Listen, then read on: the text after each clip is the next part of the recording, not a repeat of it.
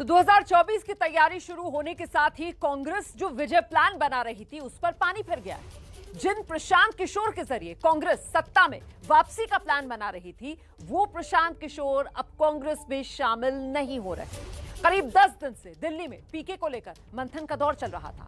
सोनिया गांधी ने पीके पर फैसला लेने के लिए जो कमेटी बनाई थी, उस कमेटी ने कल रिपोर्ट दे दी और आज ये फैसला हो गया कि पीके कांग्रेस में शामिल नहीं होंगे। तो क्या कांग्रेस के पीके प्लान फेल होने की इनसाइड स्टोरी क्या है, ये समझिए इस रिपोर्ट में।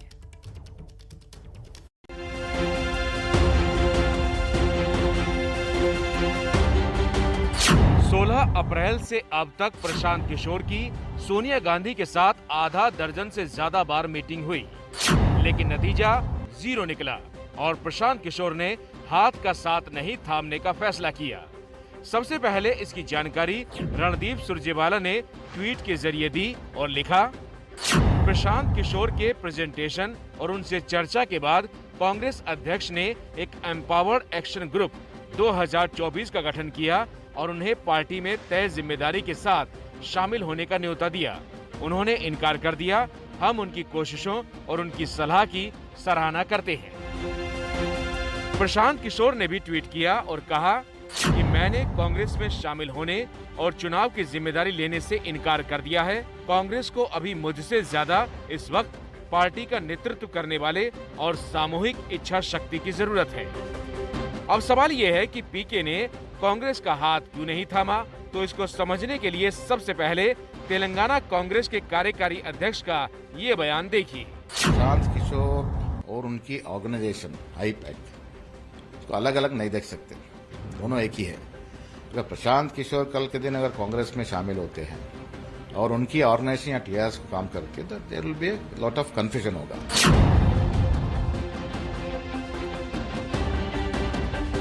रविवार यानी 24 अप्रैल को ही प्रशांत किशोर ने तेलंगाना में केसीआर की पार्टी टीआरएस के साथ काम करने का करार किया था। इसके बाद तेलंगाना कांग्रेस के नेताओं ने पीके की मंशा पर सवाल उठाए थे। इससे पहले मध्य प्रदेश के पूर्व मुख्यमंत्री कमलनाथ और राजस्थान के मुख्यमंत्री अशोक गहलोत ने भी परोक्ष रूप से ही सही, लेकिन पीके को लेकर सवाल उठाए थे। किसी पर डिपेंड नहीं कर रहे कि प्रशांत किशोर आएगा नहीं आएगा। हम तो 6 महीने से लगे हैं, तैयारी हो रही है और आज के दिन राजनीति बहुत स्थानीय है, ये आप समझ जाइए। हम लोग भी लगातार जो ऐसी एजेंसियां हैं या जो ऐसे एक्सपर्ट हैं उन राय लेते रहते हैं। तो पीके का नाम बड़ा हो गया तो वो चर्चा में आ गया। बस माना जा रहा है कि पीके और कांग्रेस के बीच उनका संगठन आईपैक आ रहा था। तेलंगाना और आंध्र प्रदेश समेत कई राज्यों में प्रशांत किशोर के उन नेताओं और पार्टियों से अच्छे रिश्ते हैं जहां कांग्रेस का उससे सीधा मुकाबला है। 2024 के लोकसभा चुनाव के लिए हमने खास शो 2024 तैयारी शुरू लॉन्च किया और वहीं दूसरी तरफ सियासी पार्टियों ने भी अपनी रणनीति को धार देने का काम शुरू कर दिया है। अच्छा, 2014 से 2019 की हर चुनावी लड़ाई की राजनीति में केंद्र में श्री राम थे और अब राजनीति के केंद्र बन गए हैं हनुमान। देश की 2 सबसे बड़ी पार्टियां यानी कांग्रेस और बीजेपी इसी को ध्यान में रखकर अपनी रणनीति बना रही। मैं नरेंद्र दामोदर दास मोदी 26 मई 2014 को राष्ट्रपति भवन में जब ये आवाज गूंजी तो पूरा देश मोदी मोदी के नारे लगाने लगा। मोदी, मोदी, मोदी, मोदी, मोदी, मोदी, मोदी, और अब 2024 में भी बीजेपी इसी चेहरे पर चुनाव लड़ने की तैयारी में है, लेकिन इस बार बीजेपी ने देश के माहौल को देखते हुए अपनी रणनीति का केंद्र श्री राम की जगह राम भक्त हनुमान को बनाया है।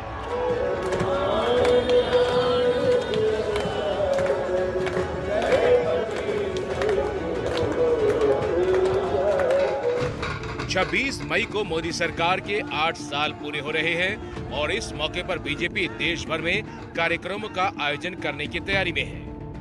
कार्यक्रम के लिए बीजेपी अध्यक्ष जेपी नड्डा ने 12 सदस्यों की टीम बनाई। लाभार्थियों, युवाओं, पिछड़ों और अनुसूचित जाति के लिए अलग अलग सम्मेलन होंगे। 26 मई को मंदिरों में पूजा पाठ और यज्ञ का कार्यक्रम भी किया जाएगा। 26 मई को ही बीजेपी समर्थक हनुमान चालीसा का पाठ करने की तैयारी भी कर रहे हैं। 26 मई को माननीय प्रधानमंत्री जी प्रधान सेवक के रूप में अपने 8 वर्ष पूरे करने जा रहे हैं। तो उनको शुभेच्छाएं देने के लिए आइए हम सब मिलकर 26 मई को श्री हनुमान चालीसा का पाठ करें और उनकी दीर्घायु के लिए मंगल कामना करें। इस मेगा शो से बीजेपी 2024 के लिए मेगा विजय का रोड मैप तैयार कर रही है।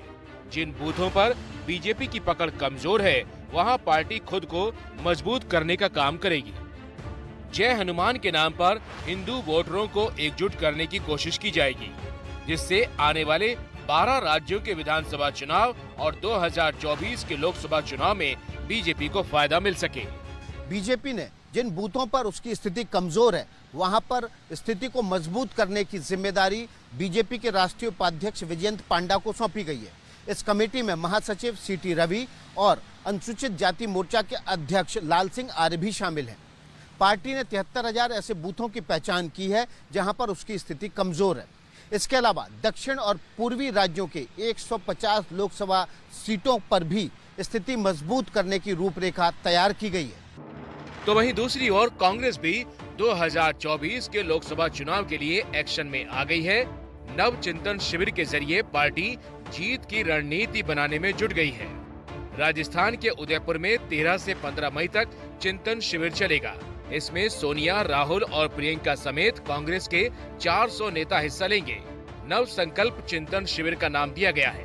पावर्ड एक्शन ग्रुप 2024 है, तो आज से 2024 के लोकसभा के चुनाव तक ये ग्रुप कांग्रेस पार्टी में कार्य करेगा राजनीतिक चुनौतियों से निपटने के लिए। इस चिंतन शिविर की योजना कांग्रेस ने 2024 लोकसभा चुनाव को केंद्र में रखकर की है। इसके लिए पार्टी अध्यक्ष सोनिया गांधी ने 6 कमेटियां बनाई हैं, जिनकी कमान मल्लिकार्जुन खड़गे, पी चिदम्बरम, मुकुल वासनिक, सलमान खुर्शीद, भूपेंद्र सिंह हुड्डा और राजा वड़िंग को दी गई है। अहम बात यह है कि सोनिया गांधी ने कांग्रेस के G23 धड़े के नेताओं को भी इन कमेटियों में प्रमुख रूप से स्थान देकर अंतर्कलह को शांत करने की कोशिश की है। अब जरा इंदौर की ये तस्वीरें देखिए। चुनावी राज्य मध्य प्रदेश में सड़क पर हनुमान चालीसा का पाठ किया जा रहा है और MP में कांग्रेस लाउड स्पीकर पर हनुमान चालीसा के पाठ वालों के साथ खड़ी नजर आ रही है। पाठ जरूरी है, मैं भी रोज करता हूँ। रोज का मेरी आस्था का विषय है, जिसने लाउड स्पीकर से करना। हमारे सुंदरकांड होते हैं जगह जगह, जिसमें सुंदरकांड के साथ हम हनुमान चालीसा भी पढ़ते हैं। डीजे और माइक लगा के करते हैं। रोज हर घर मंगलवार के लाखों परिवारों में होती है।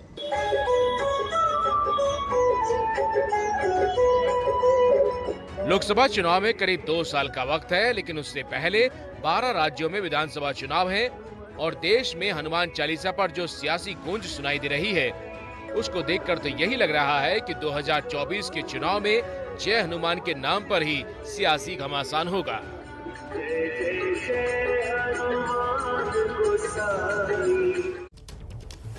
तो ये पूरा चक्रव्यूह 2024 के लिए, लेकिन इस सब के बीच सवाल कांग्रेस के चिंतन शिविर से जुड़ा हुआ। अब सी वोटर का सवाल मैं आपको दिखाने जा रही हूं। सवाल सी वोटर ने यह पूछा है कि चिंतन शिविर से क्या कांग्रेस को फायदा होगा, और लीजिए जवाब आंकड़ों के जरिए हमारे सामने है, जिसमें 48% कह रहे हैं हाँ फायदा होगा, 42% ना में जवाब दे रहे हैं और 10% कह रहे हैं पता नहीं। तो कुल मिलाकर फिलहाल कांग्रेस के लिए राहत की बात इतनी है कि ना कहने वालों के मुकाबले हाँ कहने वाले इस सर्वे में ज्यादा नजर आ रहे हैं। आगे बढ़ते हैं, अगली खबर। तो एक तरफ तो हनुमान का विवाद है और दूसरी ओर सत्ता का अमृत सरोवर। अमृत इसलिए क्योंकि मोदी सरकार ने अब पानी की कमी दूर करने के लिए जो प्लान बनाया है, अगर वो प्लान कामयाब हो गया तो फिर देश में जल संकट दूर हो जाएगा और बीजेपी को ये वोट के संकट से भी बचा लेगा। हनुमान विवाद के बीच मोदी सरकार का क्या है ये अमृत प्लान? एक्सक्लूसिव रिपोर्ट आपके लिए।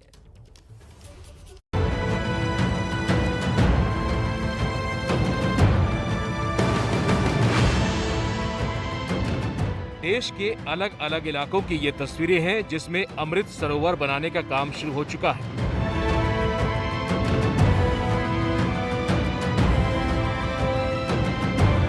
मध्य प्रदेश में तो लगभग हर जिला प्रशासन ने सोशल मीडिया पर अमृत सरोवर निर्माण का वीडियो साझा किया।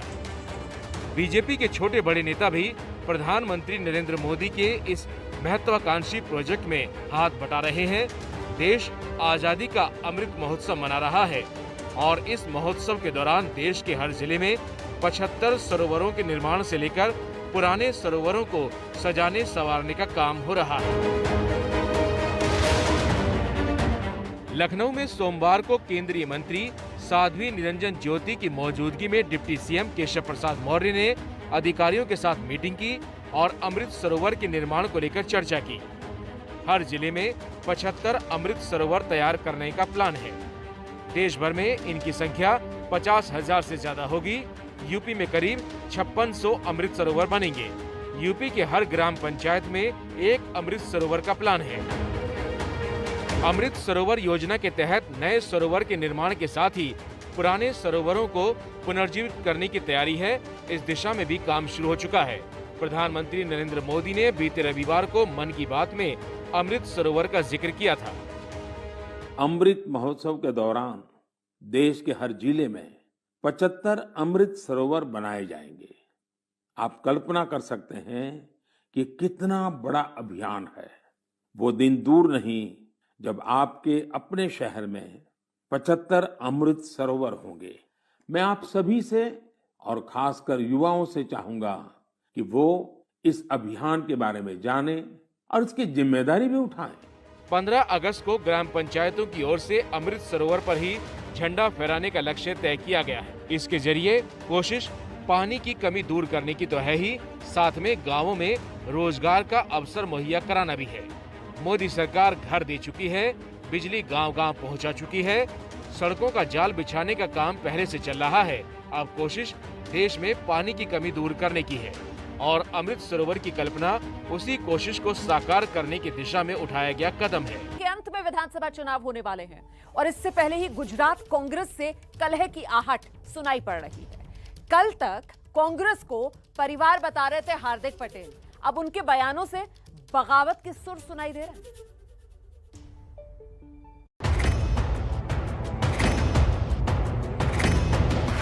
विधानसभा चुनावों से पहले गुजरात कांग्रेस में कलह की गूंज सुनाई दे रही है। हार्दिक पटेल अपने नए नए बयानों से गुजरात की सियासत में नए सवाल खड़े कर रहे हैं। हार्दिक पटेल ने कहा, मैं अभी कांग्रेस में हूँ। मैं उम्मीद करता हूँ कि केंद्रीय नेतृत्व ऐसा रास्ता निकाल लेगा जिससे मैं कांग्रेस में ही रहूँ। यहाँ कुछ ऐसे लोग हैं जो चाहते हैं कि मैं कांग्रेस छोड़कर चला जाऊँ। वो मेरा आत्मविश्वास तोड़ने की कोशिश कर रहे हैं। हार्दिक के इस ट्वीट के बाद सवाल ये खड़ा हुआ कि आखिर इस ट्वीट के मायने क्या हैं? क्या कांग्रेस छोड़ने की तैयारी में है हार्दिक पटेल? क्या हार्दिक को कद कम होने का डर सता रहा है? क्या हार्दिक दबाव की राजनीति कर रहे हैं? और इन सवालों के पीछे की वजह भी जान लीजिए। पिछले कुछ दिनों से कांग्रेस के कैंप पर नरेश पटेल की चर्चा है। कांग्रेस नरेश पटेल को गुजरात में अपना चेहरा बनाना चाहती है। नरेश पटेल खोडलधाम ट्रस्ट के प्रमुख, बड़े सामाजिक नेता और व्यावसायिक तौर पर उनकी बड़ी पहचान है। नरेश पटेल और हार्दिक पटेल दोनों ही एक जाति से आते हैं। हार्दिक कांग्रेस के कार्यकारी अध्यक्ष हैं और पिछले 6 सालों से गुजरात की राजनीति में सक्रिय हैं। ऐसे में हो सकता है कि उनकी भी महत्वाकांक्षा उन्हें कांग्रेस से बगावत की ओर ले जा रही हो। और अब 2024 तैयारी शुरू में आगे बढ़ते हुए एक और सवाल जिसके आंकड़े आपको देखने चाहिए, और ये सवाल महत्वपूर्ण इसलिए हो जाता है क्योंकि 2024 की तैयारी में माना यह जा रहा है कि यही यूनिफॉर्म सिविल कोड का जो मुद्दा है वो बेहद महत्वपूर्ण रहने वाला है। ऐसे में सवाल सी वोटर ने यह पूछा कि यूनिफॉर्म सिविल कोड लागू करना चाहिए या नहीं। जवाब आपके सामने 57% लोगों का मानना था हाँ यूनिफॉर्म सिविल कोड लागू करना चाहिए। 33% ने ना में जवाब दिया है। 10% कह रहे हैं पता नहीं। और आगे 2024 तैयारी शुरू में बात होगी हनुमान पर। हिंदुस्तान की आखिर राय क्या है? तो देश में हनुमान चालीसा पर यह सियासी घमासान छिड़ा हुआ है। महाराष्ट्र के अमरावती की निर्दलीय सांसद हैं नवनीत राणा, हिंदुत्व का नया चेहरा बनकर उभरी हैं। फिलहाल जेल में हैं। राजद्रोह का केस भी उन पर लग चुका है। और अब बीजेपी और शिवसेना हिंदुत्व और हनुमान चालीसा के नाम पर आमने सामने आ गई है। मतलब राजनीति धारदार अंदाज में आगे बढ़ा रहे हैं दोनों ही। ठाकरे सरकार के सभी घोटाले निकाल कर उन घोटालों की लंका में आग लगा कर ही दादागिरी कशी मोडायची ते सुद्धा आम्हाला शिवसेना प्रमुखांनी हिंदुत्वाच्या व्याख्येत समजून सांगितलेलं आहे। हनुमान चालीसा और हिंदुत्व के मुद्दे पर महाराष्ट्र की सियासत में रोज नई बिसात बिछाई जा रही है। संजय राउत का काम क्या है? ऐसा स्टंट करके इश्यू डाइवर्ट करना। अरे जो किया है तेरी सरकार है, करना भैया, करो इन्वेस्टिगेशन। लेकिन एफआईआर ही फेंक ले रहे हो, फिर तो मैंने कुछ गड़बड़ किए ना, करो कार्रवाई। लेकिन पहले इसका जवाब दो, खार पुलिस स्टेशन के कंपाउंड में 70-80 शिवसैनिक कैसे आए? हनुमान चालीसा पर हर कोई अपनी ढेर चाल चल रहा है, जिसके नतीजे में बवाल लगातार बढ़ता जा रहा है। ठाकरे सरकार के सभी घोटाले निकाल कर उन घोटालों की लंका में आग लगा कर ही ये हनुमान चालीसा पढ़ने वाला भक्त स्वस्थ रहे। नवनीत राणा की गिरफ्तारी के दौरान खार थाने से बाहर अपने ऊपर हमले का आरोप लगाने वाले किरीट सोमैया ने अब पुलिस कमिश्नर को भी चपेट में ले लिया। मुंबई पुलिस कमिश्नर ने उद्धव ठाकरे जी के कहने पर मेरी एफआईआर रजिस्टर करने से इनकार कर दिया है।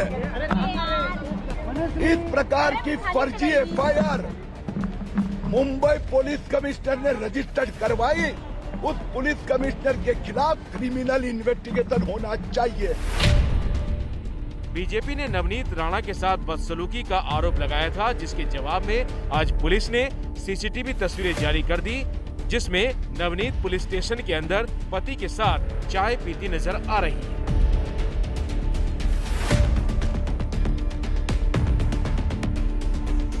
महाराष्ट्र सरकार भी नवनीत राणा से बदसलूकी के आरोपों को बेबुनियाद बता रही है।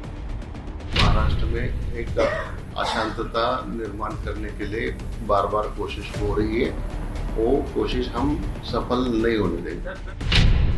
महाराष्ट्र में लाउड स्पीकर पर हनुमान चालीसा के जरिए ये चिंगारी तो राज ठाकरे ने सुलगाई थी, लेकिन शनिवार को मातोश्री के बाहर नवनीत राणा के हनुमान चालीसा पाठ से शुरू हुआ बवाल लगातार बढ़ता जा रहा। गृह मंत्रालय ने भी नवनीत राणा के मामले में पूरी रिपोर्ट तलब की है। अमरावती से निर्दलीय सांसद नवनीत राणा और उनके पति फिलहाल जेल में हैं।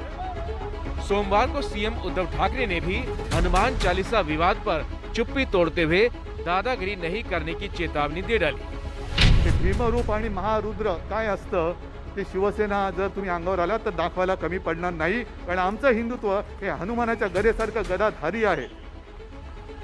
या घरी यायचे या, पण दादागिरी करून याल तर दादागिरी कशी मोडायची ते सुद्धा आम्हाला शिवसेना प्रमुखांनी हिंदुत्वाच्या व्याख्येत समजून सांगितलेलं आहे। एक तरफ नवनीत राणा के मुद्दे पर उद्धव ठाकरे की सरकार जो है बीजेपी से दो हाथ कर रही है, तो वहीं दूसरी तरफ लाउडस्पीकर पर राज ठाकरे के अल्टीमेटम का भी काउंटडाउन चल रहा है।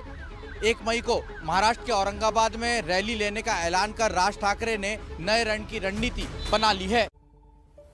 तो देखिए, अब सवाल यह है कि हनुमान चालीसा को लेकर जिस तरीके की राजनीति हो रही है, उस पर आम हिंदुस्तानी और खासतौर से हनुमान भक्त की राय क्या है। देश के अलग अलग राज्यों में हमारे संवाददाताओं ने आज मंगलवार के दिन हनुमान मंदिरों में जाकर इसी बात को लेकर पड़ताल की है। आप भी देखिए, हनुमान चालीसा पर हो रही राजनीति पर हिंदुस्तान में हनुमान भक्तों का मूड क्या है।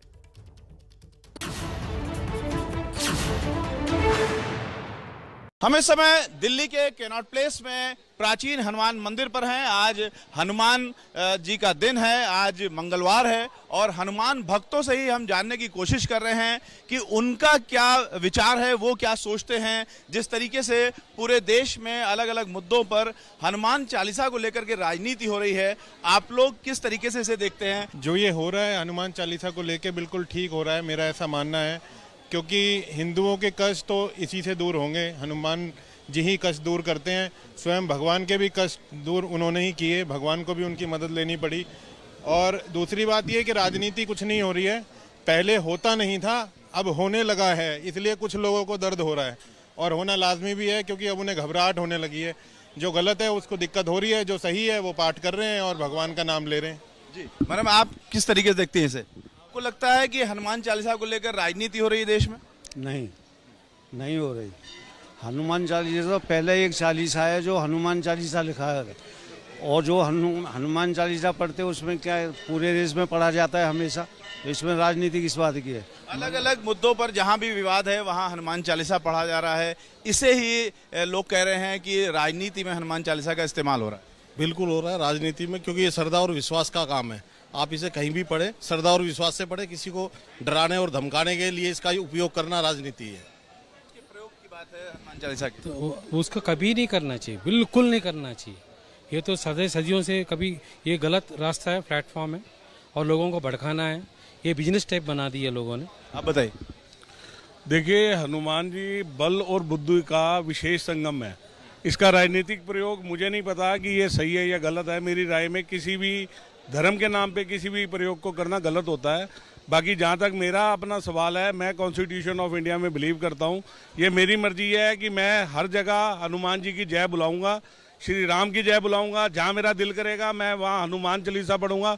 ये मेरा कॉन्स्टिट्यूशनल राइट है, और साथ में मेरा एक संविधान के अनुसार मेरा एक जो है अपना राइट टू रिलीजन मेरा राइट है। इसके अंदर किसी को क्या परेशानी हो सकती है? और यहाँ पर ज्यादातर जो हनुमान भक्त हैं उनका कहना है कि हनुमान चालीसा पूरे भाव से पढ़ी जाती है, पूरे भक्ति और श्रद्धा से पढ़ी जाती है। जहाँ पर भाव और भक्ति और श्रद्धा के साथ हनुमान चालीसा नहीं पढ़ी जा रही है वो गलत है। कैमरामैन दीपक चौधरी के साथ Ravikant, ABP news, Delhi. Loud speaker पर हनुमान चालीसा का पाठ किए जाने का विवाद इन दिनों पूरे देश में गूंज रहा है। मामला धार्मिक है, लेकिन इसके बावजूद इस मामले की गूंज सियासी गलियारों में ज्यादा सुनने को मिल रही है। लेकिन बजरंगबली के जो भक्त हैं उनकी इस पूरे मामले में क्या राय है, वो क्या कुछ सोचते हैं, सब बातों में हम बात कर रहे हैं संगम नगरी प्रयागराज में संगम किनारे स्थित लेटे हुए हनुमान जी के मंदिर में मौजूद बजरंगबली के भक्तों से। बताइए कि आजकल लाउड स्पीकर पर हनुमान चालीसा पढ़े जाने का लेकर मामला जो है काफी चर्चित है। आप लोग क्या सोचते हैं, आखिर क्या सही है क्या गलत? देखिए, सबसे पहले तो ये है कि हनुमान चालीसा हमारे अपने सनातन धर्म का एक अंग है। महाबली बजरंगबली का अपना उसको करने से आदमी में आत्मविश्वास जागता है। हनुमान चालीसा का पाठ ऐसा है कि उसको करने से आत्मविश्वास जागता है।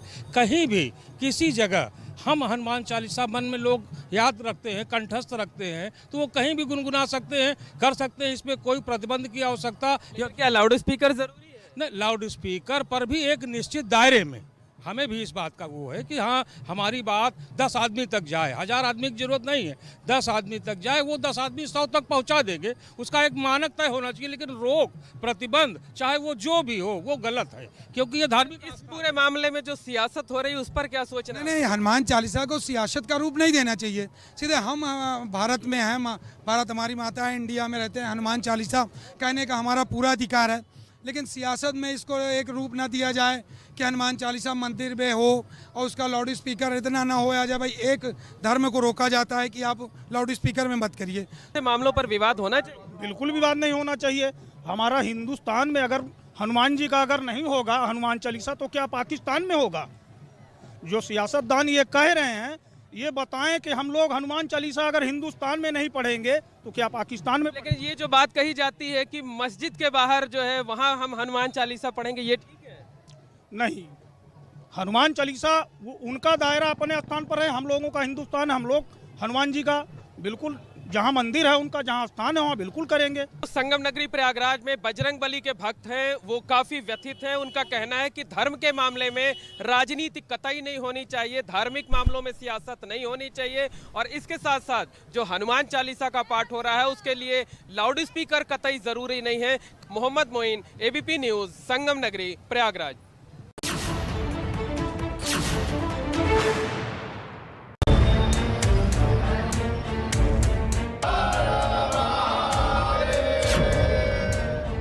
लाउड स्पीकर, हनुमान चालीसा, अजान, इन सारे बातों पर विवाद और इस पर सरकार का आदेश। लेकिन हनुमान भक्त, वो हनुमान भक्त जो सुबह से लेकर शाम तक, बल्कि यूं कहें कि सोने से पहले हनुमान जी की सेवा में लीन रहते हैं, उनसे ये जानते हैं कि आखिर ये हनुमान भक्त इस भक्ति को लेकर क्या सोचते हैं, इस विवाद को लेकर क्या सोचते हैं। इसमें कोई बहुत आवश्यक नहीं है कि हम इसको लाउड स्पीकर से ही बजाएं,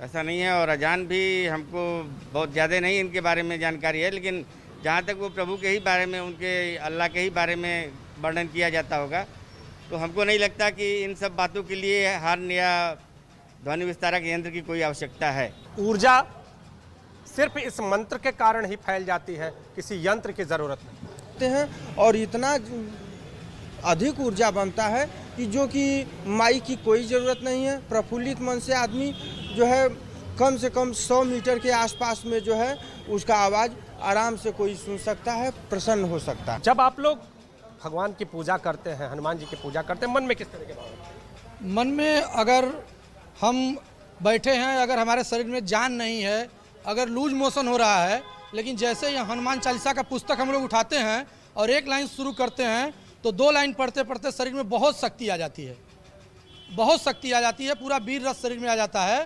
तो ये होता है कि हम लोग पूरा पढ़ देंगे और ये हनुमान जी का कहीं ना कहीं कृपा है। हनुमान जी की कृपा बरसती है इस मंत्र के जाप से, हनुमान चालीसा के जाप से। हनुमान चालीसा के करने से मन में एक अजीब तरह सा भावना, श्रद्धा भाव उत्पन्न होता है और करुणा भाव, और हम भगवान की सेवा में लग जाते हैं और जपते रहते हैं। जितना जपते हैं उतना ही आनंद आता है।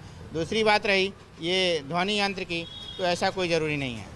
अगर भाव भक्ति सही है तो जन समुदाय के लोगों को परेशानी न हो, इसलिए ये यंत्र अगर बंद कर दिया जाए तो भी ठीक है। तो चालीसा के पाठ करने मात्र से ऊर्जा का संचार होता है, और जो हनुमान भक्त हैं उनका ये कहना है कि अगर चालीसा पाठ को करेंगे तो किसी भी प्रकार के ध्वनि यंत्र की जरूरत शायद महसूस ही नहीं होगी। कैमरामैन विशेष के साथ नीतीश कुमार पांडे, एबीपी न्यूज, वाराणसी। खबर बिहार से है। नीतीश कुमार शुक्रवार को तेजस्वी यादव की इफ्तार पार्टी में गए तो फिर चर्चा होने लगी कि नीतीश के मन में क्या चल रहा है। आज तेजस्वी की पार्टी के प्रदेश अध्यक्ष हैं जगदानंद सिंह।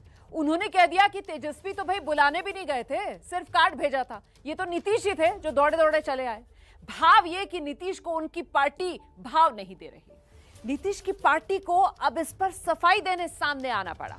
प्रकाश कुमार ने दोनों दलों के नेताओं से बात की है। बिहार की पूर्व मुख्यमंत्री राबड़ी देवी के आवास पर इफ्तार पार्टी में पैदल चलकर नीतीश कुमार पहुंच गए। इसके बाद से तरह तरह की चर्चाएं हो रही हैं।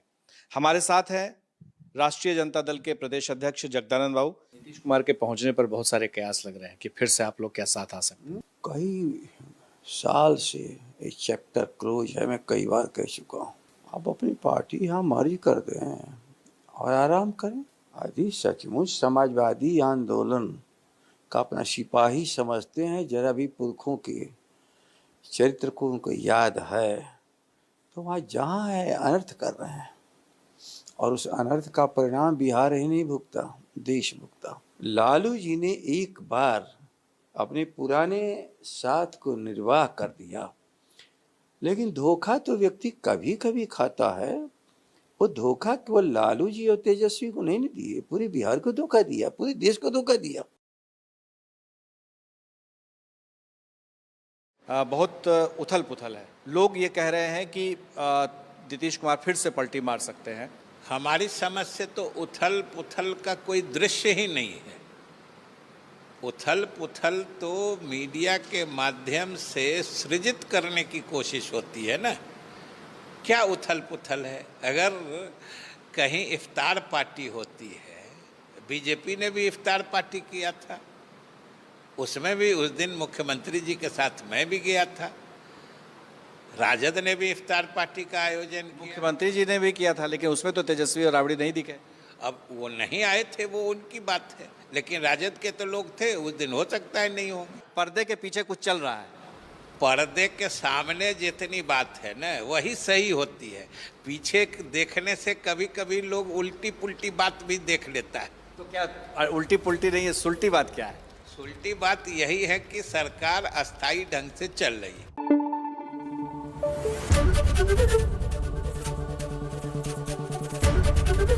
एबीपी न्यूज आपको रखे आगे।